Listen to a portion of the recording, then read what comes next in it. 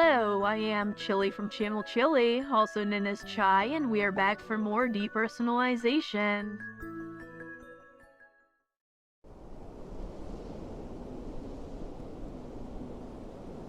Continuing off where we were last time, we are about to get to the new crime scene.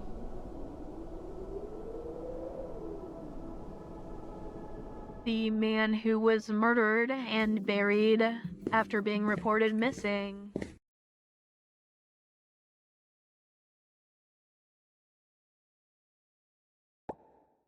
So let's go to the cemetery main gate then. Yes, you go first.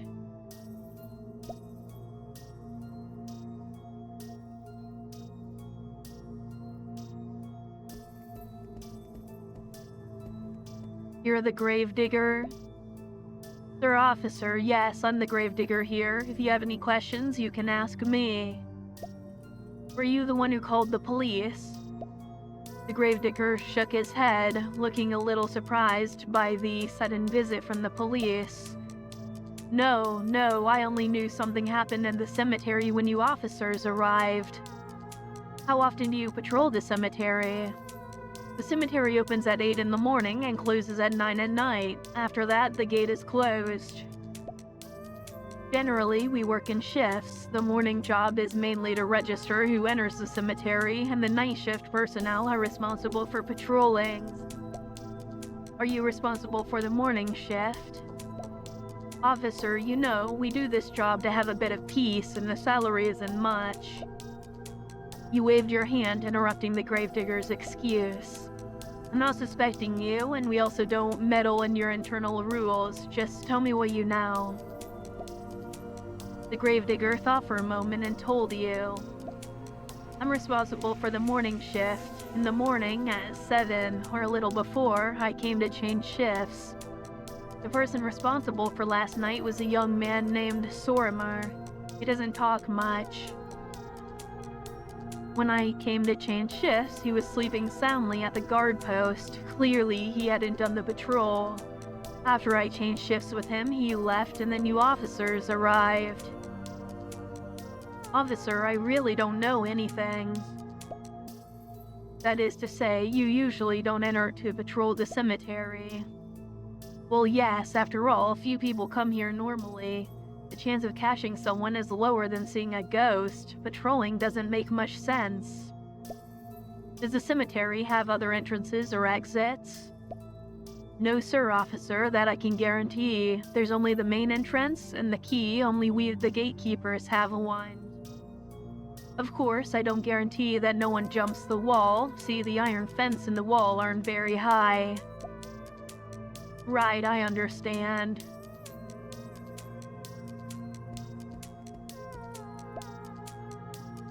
A piece of paper taped to the wall indicates the cemetery's opening hours from 8 a.m. to 9 p.m.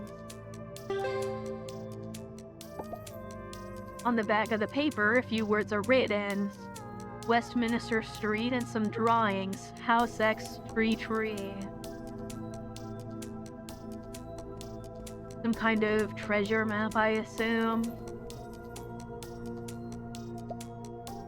This gloomy weather today really isn't suitable for work.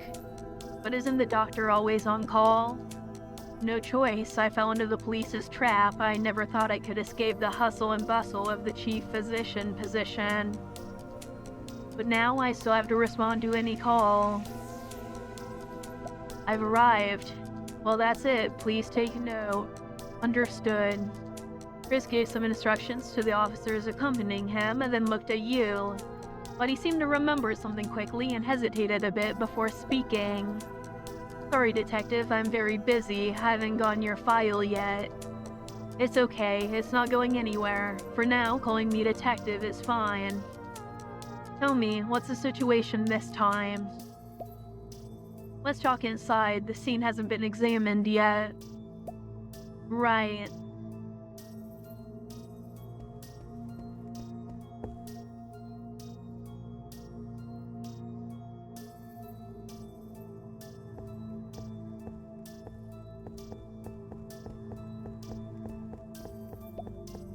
A tombstone with the name and date of birth and death of the deceased engraved, plus an epitaph. Our meeting never ceased in the morning dew and the night stars and in the sigh of each changing season.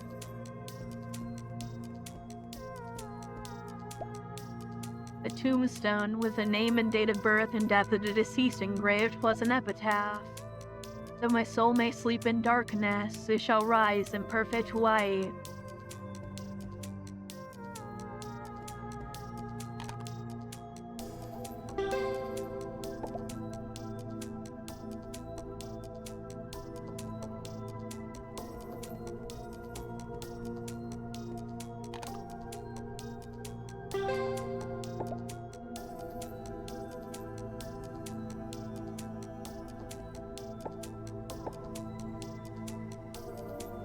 Okay, now we have 2 citrine.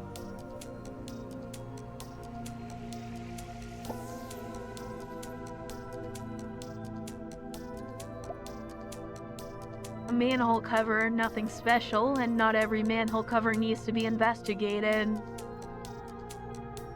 I beg to differ, that is absolutely a way to get in here besides the front gate.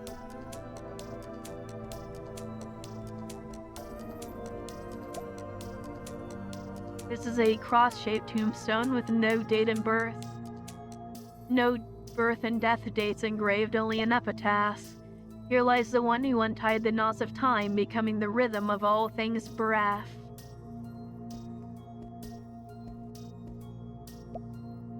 There's an empty tombstone with no one's birth and death date. The surface of the cemetery's earth is not dry, a lot of newly turned earth is exposed. And the body was not buried very deep. The hand extends from the grave without blood, but with obvious livor mortis below the wrist. Due to a slight cadaveric rigidity, it can be seen that the time of death was not long ago.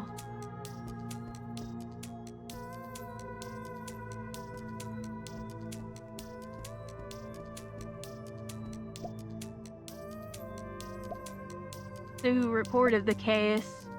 I don't know. The person who called didn't give a name. He said he heard a strange noise in the cemetery last night and today.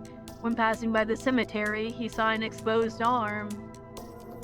Although it's common to have bodies in the cemetery, and they're usually not buried naked with an arm out, so he called the police.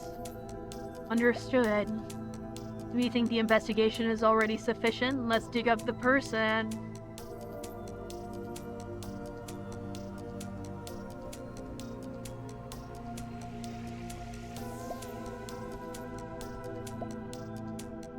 The ground is full of disordered footprints, even on the tomb's soil. Were these footprints here before, or did someone make them later? Detective, they were already there. Trust the professionalism of the police. We didn't alter the scene. You carefully examine the footprints on the ground. They should be from an adult with disordered steps on the grass and dirt of the cemetery. You soon found the oddity in this series of footprints. One part of the footprints was heavier, while another part seemed very light. And the shape of the shallow footprints was very strange. It's as if they were footprints left by someone barefoot in the dirt. What is this? Dancing on the grave?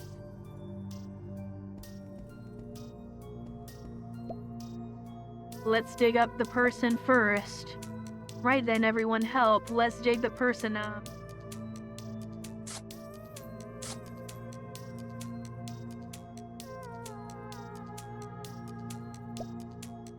It took some time to dig up the body. The body was not buried deep, and with shovels, they easily removed the top layer of soil, revealing the body. As you expected, the body was identical to the one you saw in the hospital morgue, torn corners of the mouth and empty abdomen. Then, with the help of the police officers, the body was moved to the side and covered with a white sheet.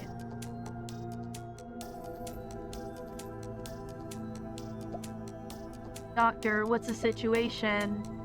Violet lifted the white sheet again, wearing medical gloves, and began to present the situation to you.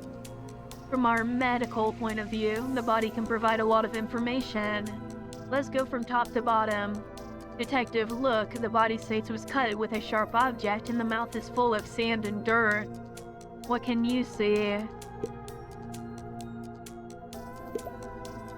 Violet raised an eyebrow. The teeth are yellowish, there are cavities, and on the molar there are indeed marks of a filling, which indicates the teeth are indeed goods. But there is still something more. Violet used the back of her scalpel to pry the body's mouth. The huge gash allowed the corpse's mouth to open to an exaggerated angle, and then she shone a flashlight inside. The body's mouth is full of dirt, but there is almost no traces of foreign objects further down.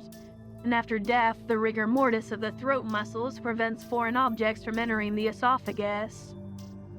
If it were buried alive, as the person would still be conscious, there would be almost no sand in the mouth.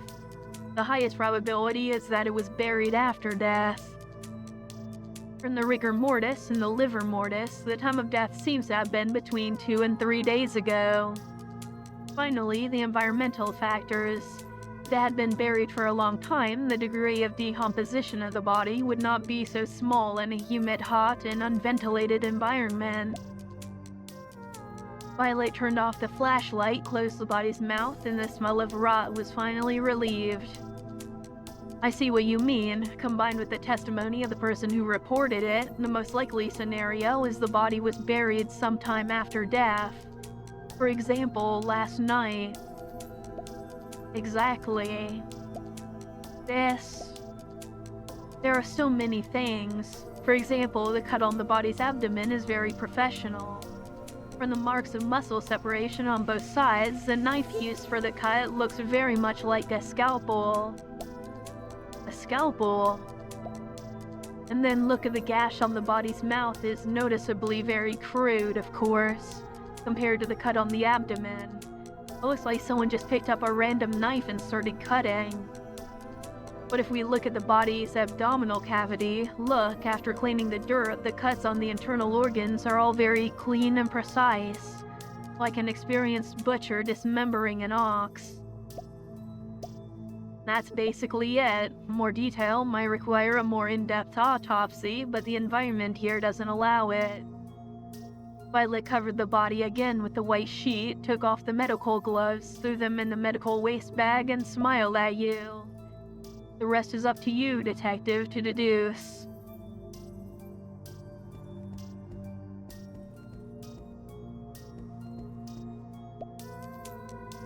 You lifted the white sheet. The tragic state of the body was, as you expected, male, naked, with a torn mouth and emptied abdomen.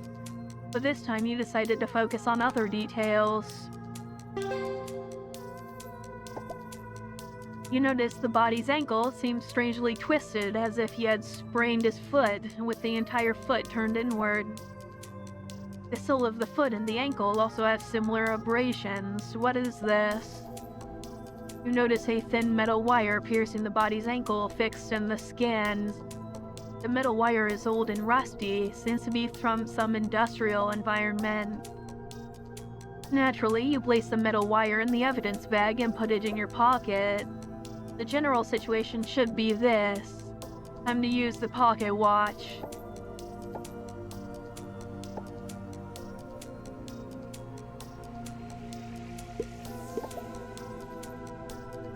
The situation must have been fully investigated by now. You look at the body and took the watch from your pocket. Detective, what did I just tell you? Follow the doctor's orders. Don't abuse the pocket watch. Have you forgotten so quickly? Nothing will happen, Doctor. First, the relationship between the illness and the pocket watch is just your assumption. Second, I've been using this ability for a long time. Don't even try. Just like lung cancer, when it really appears, it doesn't matter how long you've been smoking. You're my patient and your health is the priority. No, this case needs a beginning and an end. This is already the second body I've seen, not to mention the many previous cases. You turn your gaze to Triss, who is still giving instructions to the officer next to him. And I also need to relieve some of my old friend's pressure.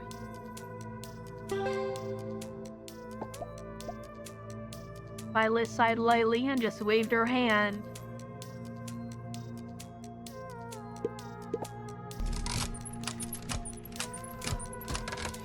The clock turns and the timelines intertwines.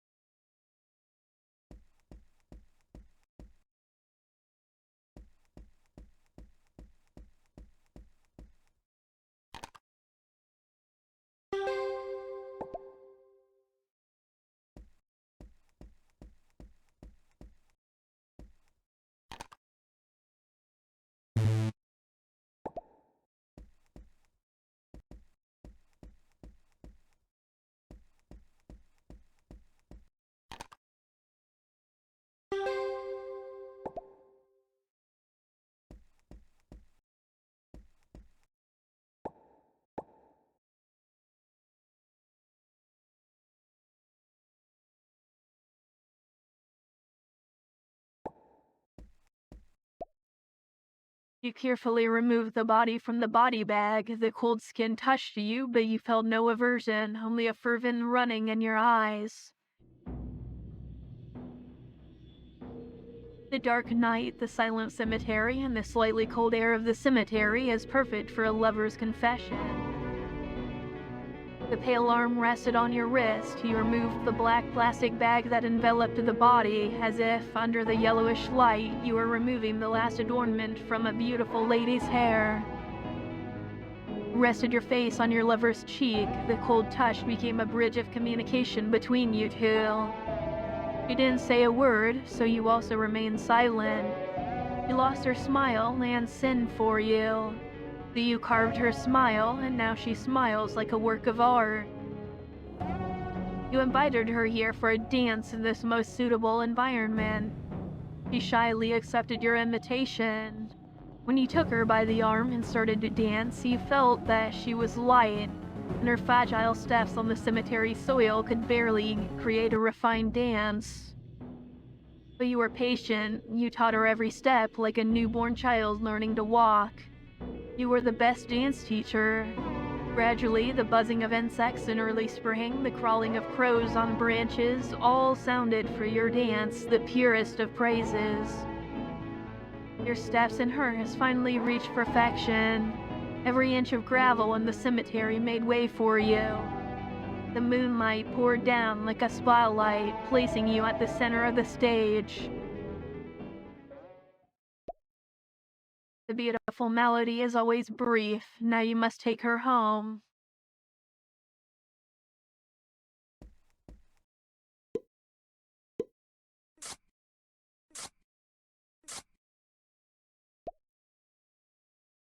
You didn't bury the body because you still hoped for your next meeting with her.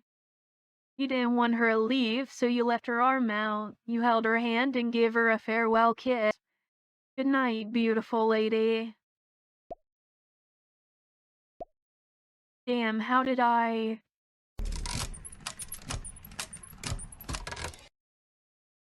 The clock turns back and the hands return to their place.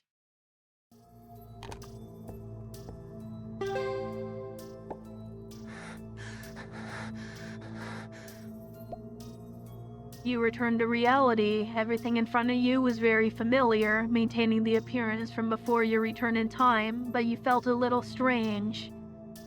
You felt your body a little weak, as if the effect of the time return had not yet disappeared.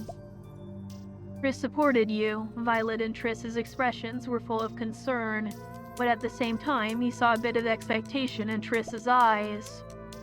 Detective, you don't look very well. You rubbed your temples, trying to expel from your mind the emotions and thoughts of a mental patient you experienced in the past. It's nothing, Right, I'll be direct. The criminal is crazy. A pure mental patient. I think the criminal is a necrophile. He treats the body as his lover, having dates with the body in the cemetery. So the disordered footprints on the ground were left by the criminal and the body dancing.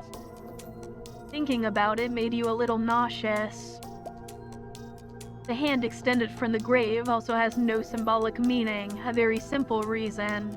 The criminal just wanted to hold the body's hand, to be with it a little longer. Sounds very uncomfortable, and how do you explain the treatment of the body? I don't remember, I just felt that the criminal seemed very satisfied with the state of the body, as if he himself had given it the smile and rebirth. What is it, Violet, any opinion? The situation you describe is similar to a typical psychological illness which we call Cotard's syndrome. The patient usually believes they are already dead, that they no longer exist in the world, or that their internal organs have been emptied. Even if they are talking to other people, they consider themselves alive. The emotion of this external illness can be projected onto their view of other people. That is, the criminal's actions, in his own view, are to save people. It is a disease closely related to death. I think we can start with the hospital or police files.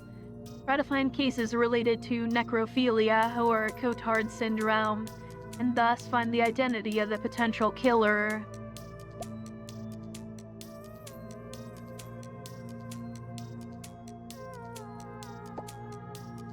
Shit, that is really annoying.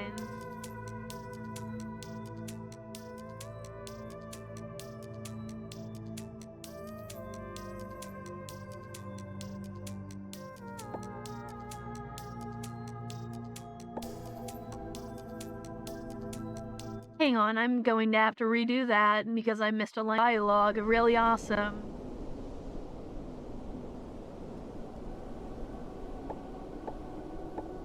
It shouldn't take very long. I can skip through a lot of the dialogue here.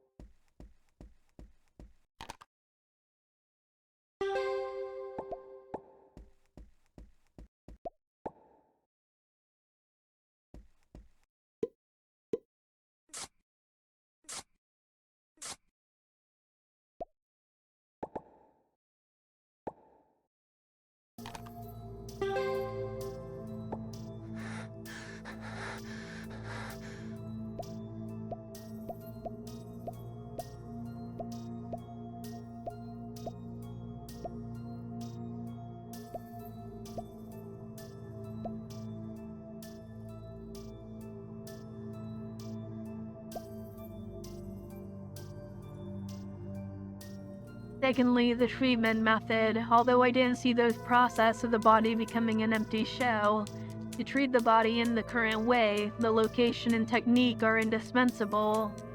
Even destroying the internal organs is a problem. So I suggest investigating the abdominal cutting technique. Dr. Violet said the tool used is likely a scalpel. The police can also consider that. For example, the criminal is a professional doctor or an employee who can obtain a scalpel. And as for the distribution of personnel, the file search is up to me. I'll go to the hospital to look for the relevant files, and the rest is up to the police. Chris is silent for a moment, thoughtful, and nodded, agreeing with your distribution.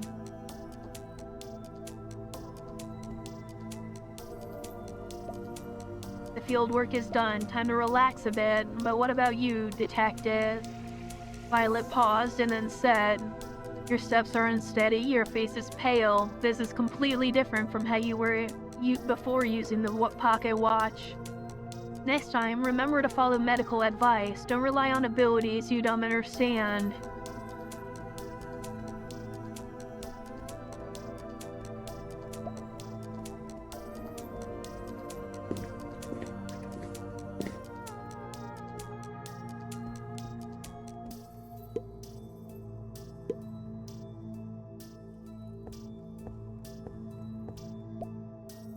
Does the doctor still have any business?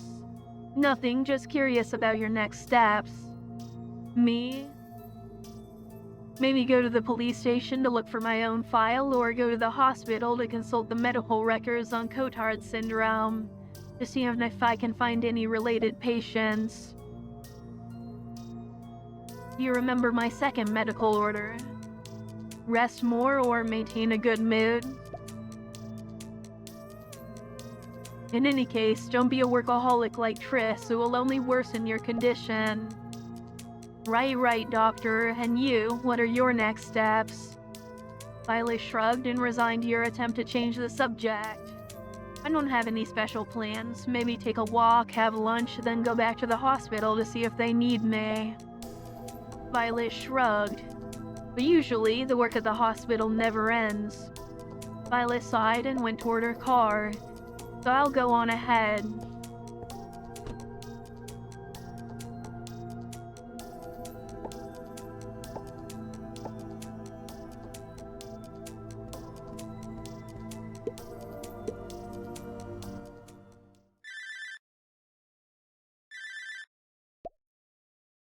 Hello, who is it? Lake, it's me. Any news? Sorry, Detective, the area is still very large, and one day I couldn't find many suspicious areas. Don't worry, let me see. I'll send you a location. We can talk in person. You unconsciously told Lake the location of a restaurant and then hung up the phone. Strange, have I been to this restaurant before?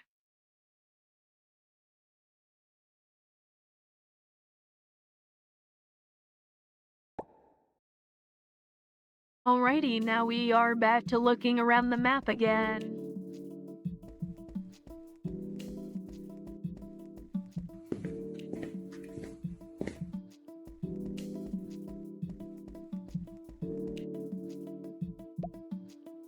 You approach Triss and notice that the pile of documents on the table seemed to have grown. Looking closely now, Triss's expression also seemed a bit tired. Delegate, how long has it been since you've rested? Not long. As soon as I file today's case, I'll rest. The rest I've already delegated to my subordinates. Triss turned to you and said, Detective, you came looking for your file, didn't you? Take it. I still have some things to do here. You can go look in the file room on your own. Remember to wear gloves and shoe covers. Oh, and your salary and bonus.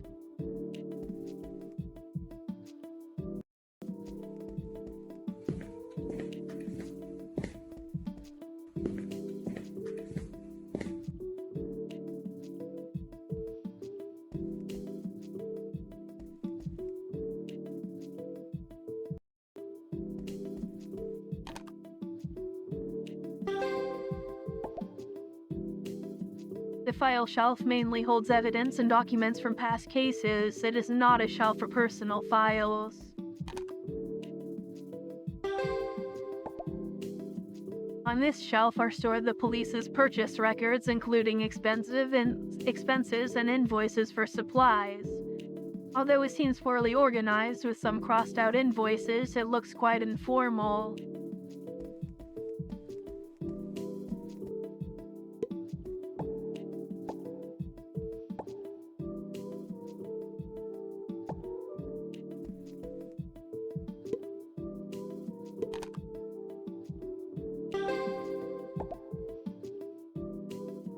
You opened the safe very easily, although there was nothing of value inside.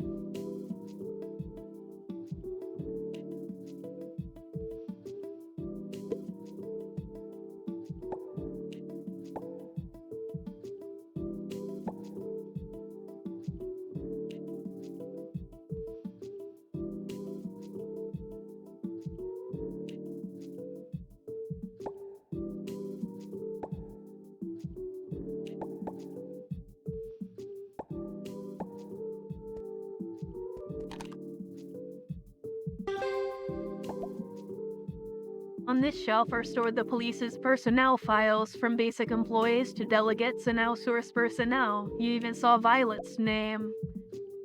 Strange, why don't I have my file? You open the file cabinets one by one, the sound of metal friction alternating. until you open a cabinet and inside there's only a mass of black mud and a photo stuck in the cabinet's crevice. You took the photo from the crevice. Almost without surprise, you saw your own portrait in the photo, although you had no memory of it, nor of the time or place it was taken. That is to say, this is my file cabinet, but I don't know why my file mysteriously disappeared. But since I can't remember any...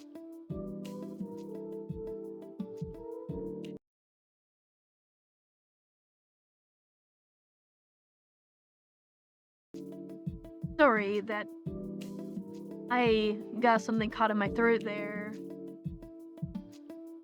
But since I can't remember anything, including when I joined the police and when I took the photo for the file, my most distant memory is just the homicide case at the exhibition center the day before yesterday. You hate your head, but obviously that didn't help awaken your memories. I need to follow the doctor's orders. This is reality. This is reality. I am myself. I am myself.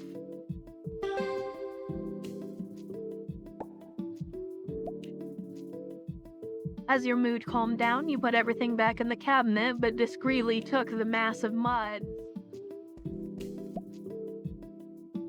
The cabinet only holds some junk, nothing interesting.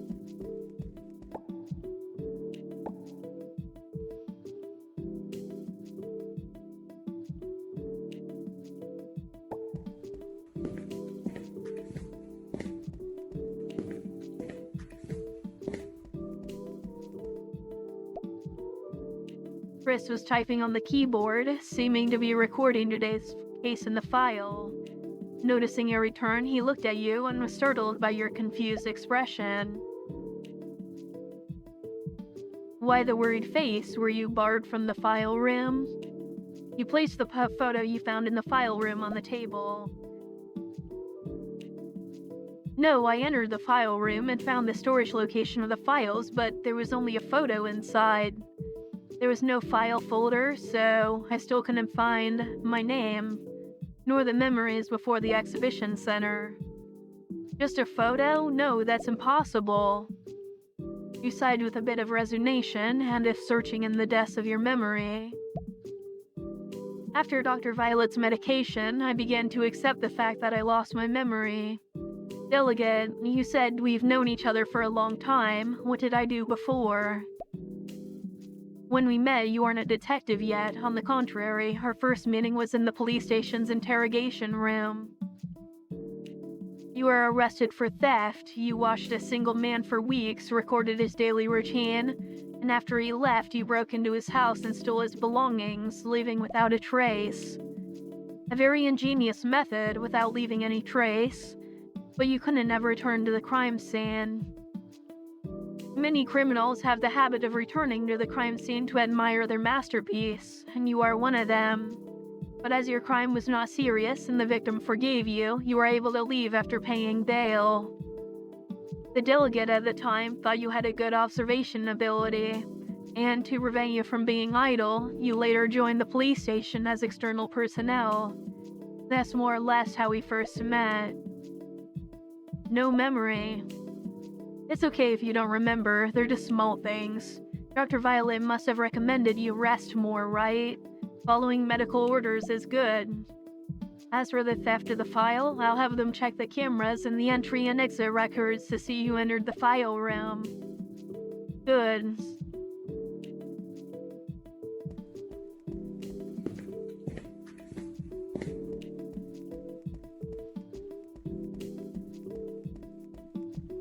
I do not know why I get laryngitis so easily.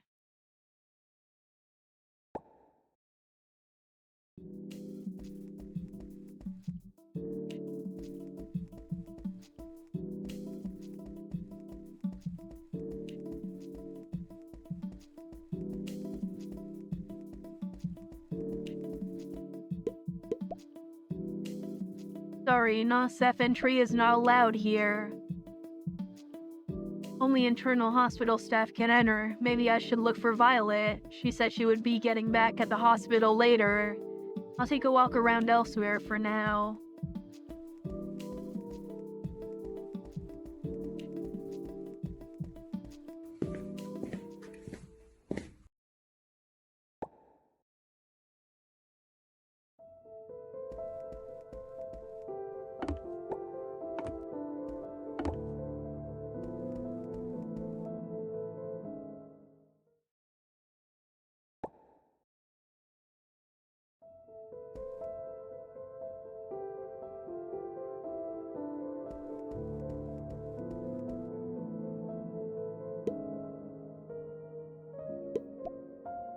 Director, I have a strange thing here.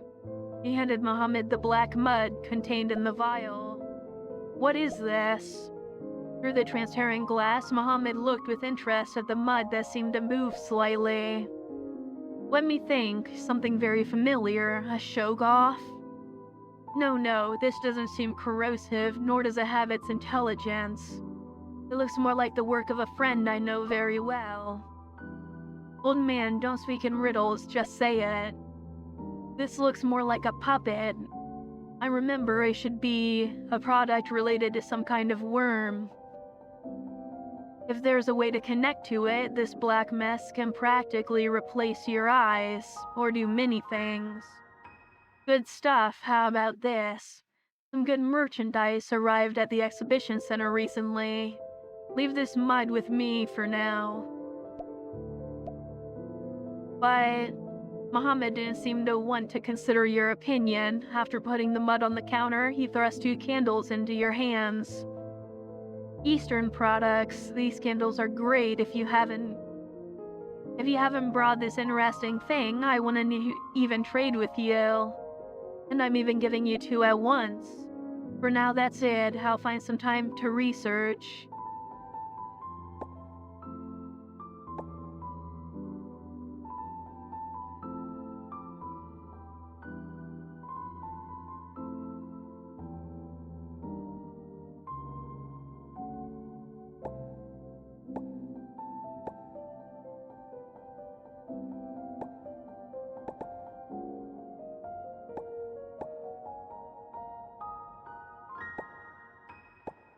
He has an open slot, might as well throw that in there.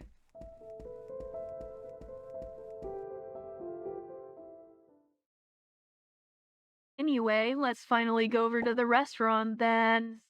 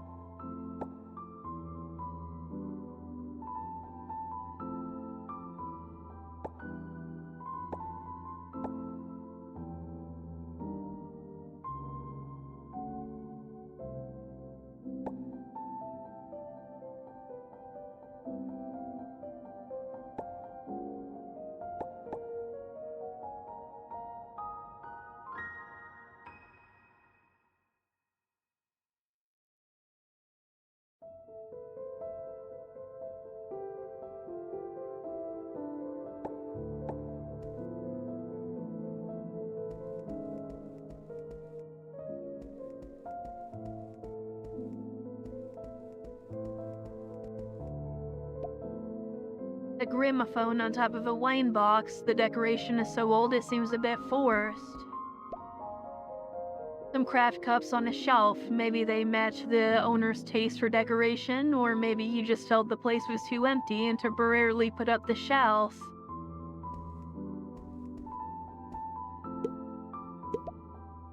The young man was behind the counter. As there were few customers, he didn't seem to have much to do. On the contrary, he seemed a bit bored. Are you the owner here? Are you talking to me, sir? Do you see anyone else here? Sorry, I'm just a waiter at the store. What do you need, sir? No, I just want to know a few things. For example, how has this restaurant been open? Are you an old customer, sir? The store has been open for a long time. At noon, there are few people. In the evening, there are more customers. So has this store been renovated recently? For example, the decoration was changed? That, as far as I know, no. An old store, maybe I've been to the store before and it left a strong impression, but now I have no memory of the place. But in my subconscious, there's still a memory of this restaurant. Let me think. Violet said to take a walk in familiar places.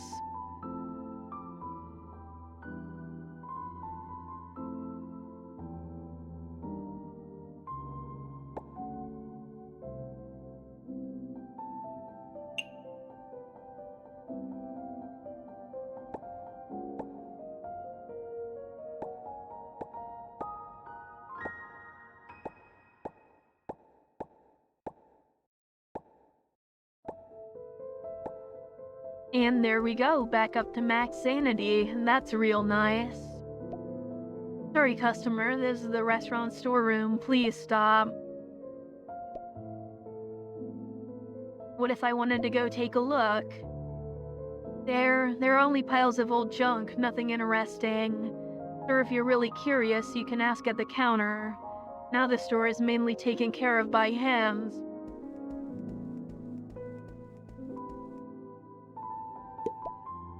The storeroom? Why? Do you have some special fetish for dusty places, sir? You slapped a bag full of gold on the table. The waiter's expression seemed to twitch a little. Consider it a toll. What do you think? The waiter, trembling, made a feel-free gesture. If you want to take something as a souvenir, you can too, as long as you don't make it too obvious.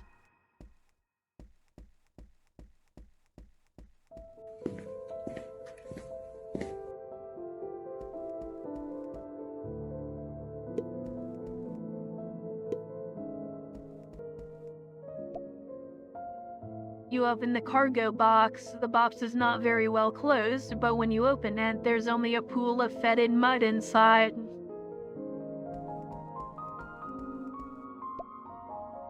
A heavy oven, which seems to have been here for some time. Well, now we have even more mud. That's really interesting.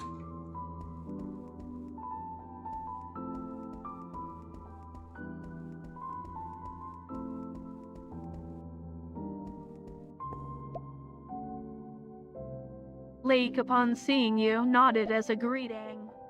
I'm fine. When I have something to do, I don't have time to be sad.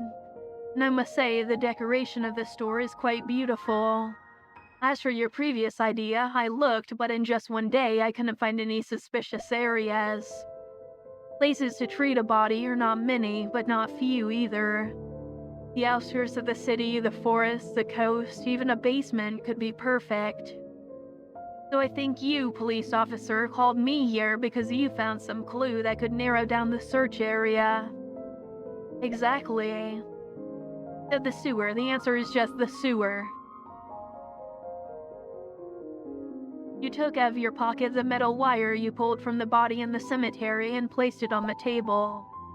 A metal wire. Last night, the killer struck again. This metal wire was found in the new victim's body. I suspect the killer left it at the first crime scene while treating the body. This extremely thin metal wire pierced the victim's ankle. As the wire is thin, it's very likely the killer didn't notice and remove it, and it was carried with the body to the second scene. Lake picked up the metal wire, touched the tip with his finger, and examined it carefully. The metal wire had a bit of coagulated blood. Other than that, nothing strange.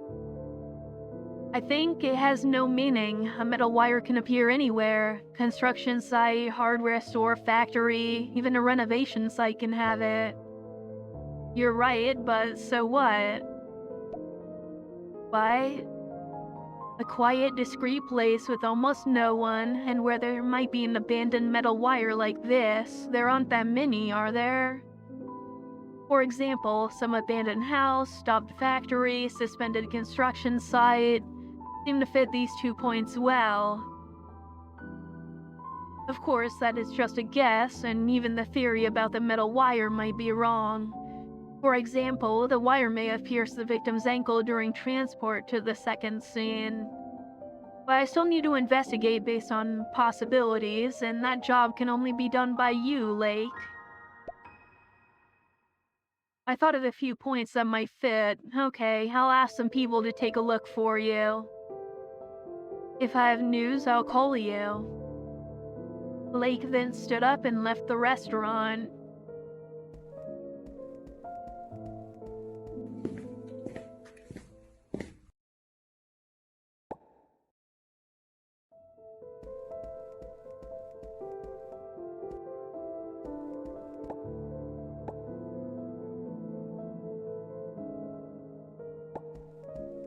Okay, we can't leave any more mud here.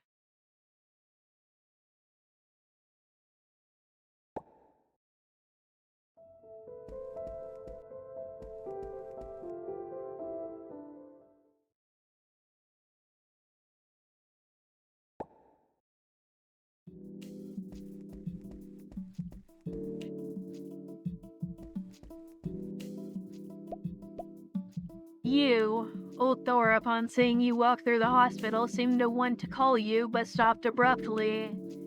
What's wrong, Dr. Thor? Nothing. If you have time, come to my office. I have something to ask you. How strange. Doctor, I need to... 2 cans of soda fell from the vending machine with a clatter, making a loud sound in the metal frame. Here, Detective 1-1. Don't just think about work. It's tiring and won't help your condition.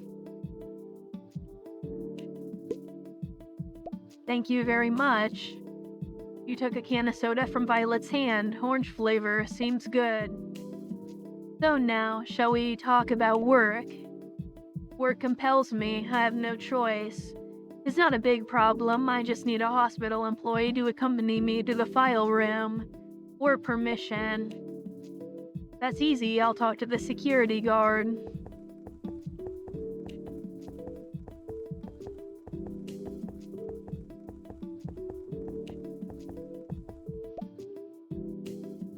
Mr. Gleed, this person next to me is from the police. He needs to consult the hospital files. If he needs to enter the file room later, you can let him pass. Oh, Director, no problem, no problem. Officer, please, come in.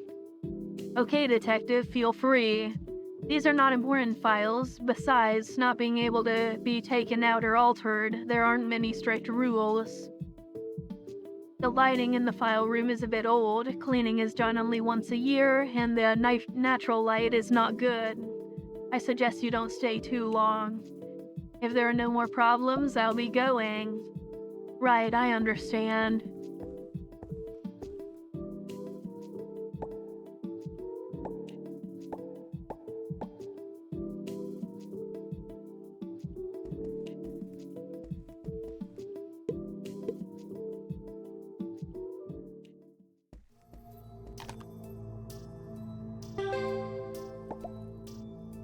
You pulled out the rusty medical instruments. There are still some usable medical supplies.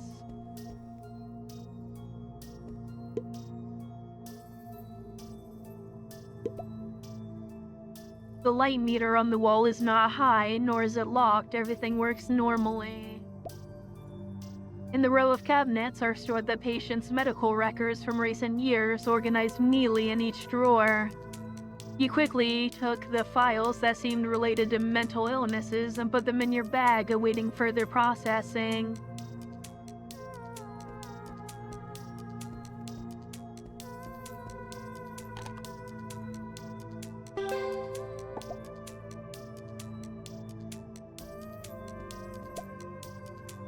On this suspended shelf are stored the admission records, payment status, and even copies of death risk notices of various patients from recent years, all organized neatly in each file box. You quickly took the records related to the psychiatry department and put them in your bag, awaiting further processing.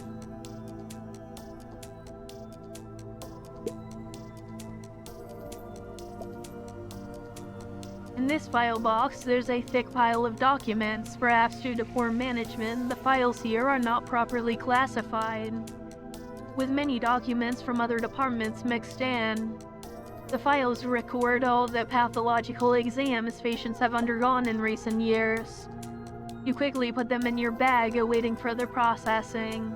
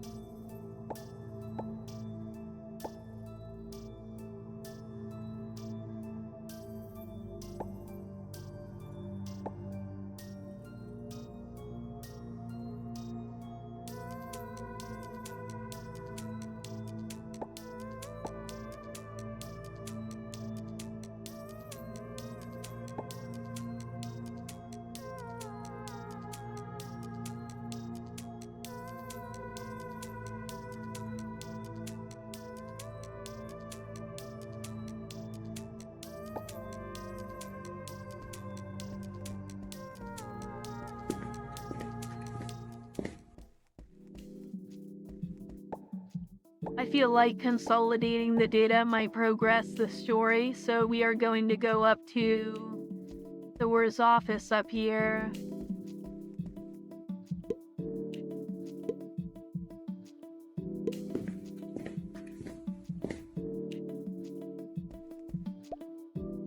A full-length mirror at the entrance of the room. Maybe Dr. Rozov gets ready here. Nothing strange.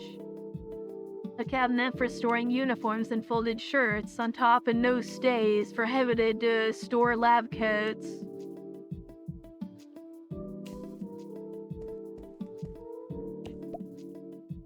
The safe on the floor seems very heavy. Conventional lockpicking methods wouldn't open it.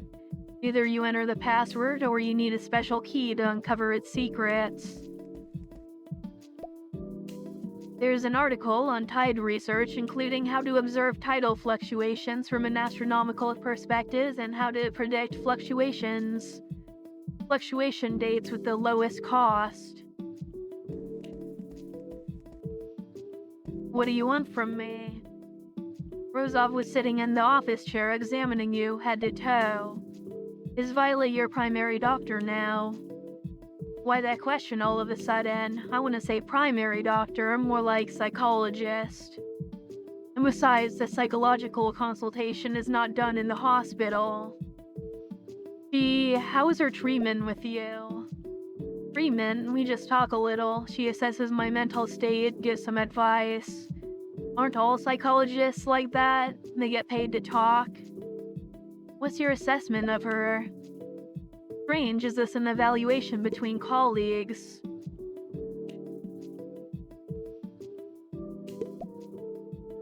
The psychological consultation Dr. Violet offers. I can only say it serves as psychological comfort, but I don't feel it has a practical effect. It matches my stereotype of psychologist well. So did you ask her for anything, or made any requests? What do you mean? It seems not. Okay, it's nothing else, you can go. What a mysterious conversation. What does old Thor mean after all?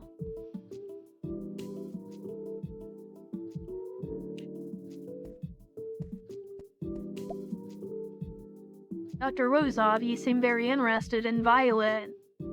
Private hospital matters. I just called to know how you feel about being her patient, and to take the opportunity to hear if the treatment methods she recently published are being used during psychotherapy. That doesn't seem to be the truth. I don't have many qualities, but I'm very curious. If you really don't want to talk about it, how about making up a lie to deceive me?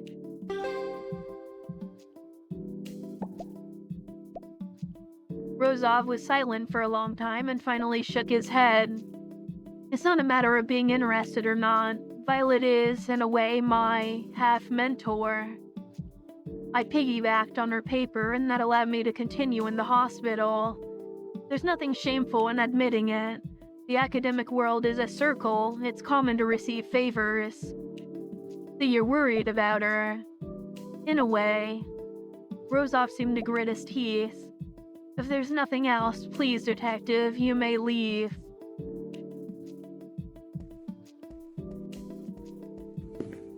Probably need to come back there later when we find the safe password or key.